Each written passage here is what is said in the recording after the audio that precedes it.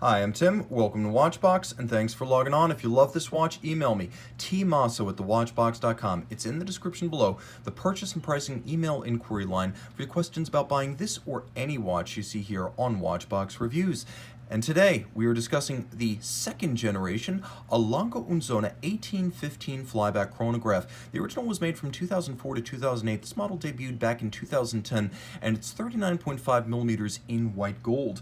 The timepiece wears comfortably on the wrist, only 11.5 millimeters thick. A datograph, the original 39 millimeter datograph, is 13.2 millimeters thick, so that's a good comparison. This watch is slender by virtue of its simplicity. 48.5 millimeters from lug to lug. It features a 20 millimeter spacing between the lugs. Let's throw it on my wrist right here, a timepiece that wears easily and comfortably, low slung and close coupled. The watch slides underneath a cuff. The datograph is fine in that regard, but this one's better. And with the simplicity of its simple chrono and time only dial, it wears well as a formal watch, though with a white metal and a silver dial and a black strap, it does have a little bit of a sporty demeanor about it. My 16 centimeter circumference wrist having no issues here. I can recommend it for wrist as small as 13.5 centimeters circumference if your wrist profile is the more versatile oval shape rather than round. Hardware and software: alligator leather strap, black, large rectangular scale, semi-gloss, monotone stitch, folded edge, calfskin on the underside, and you will appreciate that we have a brand new Lange factory strap. You will be the first to gouge it with this, a matching white gold Lange pin buckle. The timepiece featuring a little bit of faceting outboard of its buckle. It's an interesting contour, but it's the design inboard that really makes the difference, as the bridge is elevated over the prongs on the side, so the strap sits inside the buckle rather than stacking up underneath. There's a retaining bar too. If you're like me and you tend to use the smallest hole on your strap, small wrist, or you make an even smaller hole, sometimes it can be so tight on the wrist that the strap gets pinned on the pin and it's hard to extricate. Well, with this little retaining bar inside, it's harder to stick the watch to your wrist and get it, well, unstuck more easily thanks to that design. The case band is simple, satin finish mid-case, polished bezel, polished case back. Notice that there's both a domed profile and a vertical component to the bezel, and it transitions from the flat of the case to the domed profile and arc of the bezel. The lugs are stepped out, as they often are on Lange watches, and then you have rectangular vintage-inspired chronograph pushers. Note that they're polished on their faces, and then they're satin finished on their outer edge to match the satin finish of the case.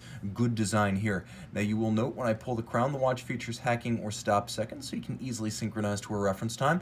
The hands are fired blue steel, and you can see they are alpha style hands, an elegant form, spear shaped, for the hours and the minutes. The dial itself features the 1815 series vertically arrayed Arabic numerals. Remember, the Saxonia features stick indices, and then the Richard Lange is Roman numerals. We have a dial that's made of sterling silver, that is precious metal, and then once it is created and cut, it is galvanized this silver white color you see here.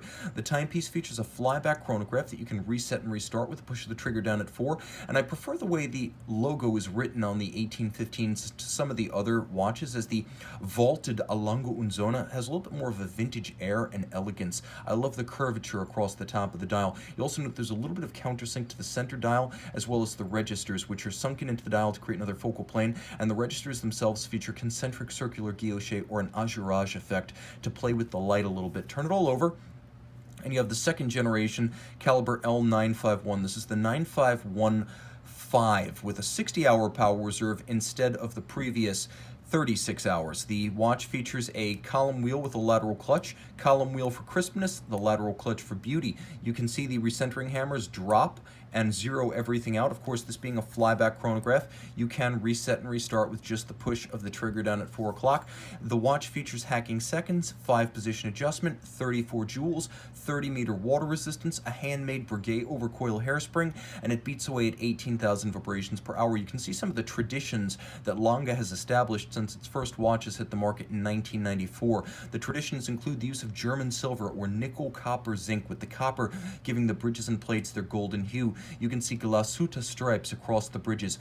A freehand engraved half bridge for the balance, such that no two are exactly alike. It's done by eye, hand, and a burin tool, so no engine or lathe used to create that pattern. No two are identical. There's engine turn perlage on the base plate. You can see just how much of the movement, mostly screws and steel components, are black polished and known as poly noir in Switzerland. This is the highest standard of optical finish. It directs light in only one direction. It reflects in only one direction. So for From any other angle, it looks black, hence poly noir. Interior angles. The lateral clutch, which you can see is both jeweled on its intermediate wheel and jeweled on its driving wheel, fully jeweled, but that lateral clutch features either 5 or 6 interior angles, depending on how you count your interior angles. Such an angle being the sharp V cleft where two bevels meet. Like black polish, it's one of the signs of absolute top-end finishing. You can see that the chronograph levers, horns, and recentering hammers, plus the yoke, the clutch, are all made of steel, satinated on their top and polished or beveled on their flank. You'll see that same mirrored anglage on the edge of every bridge, and you can really tell as it glints and gleams off the light that this is the real deal, finished up with wood and light hand tools, not machined mechanically. This is as good as it gets. Again, 5-position adjustment, 34 jewels, handsome and breathtaking in every regard. Email tmosso@thewatchbox.com to live the dream.